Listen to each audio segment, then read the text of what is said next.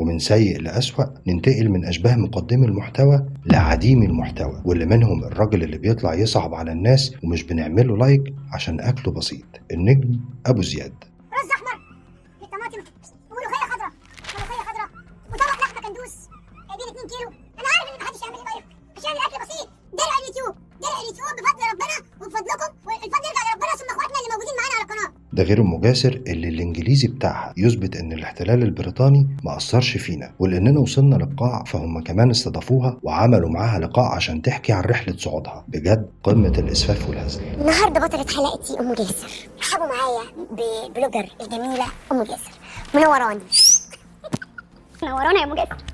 منور حضرتك. ايه الطعمه دي؟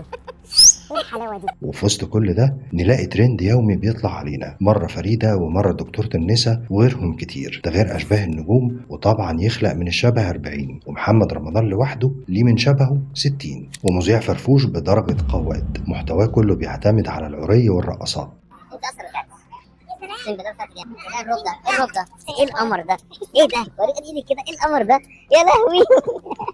اخبارك ايه؟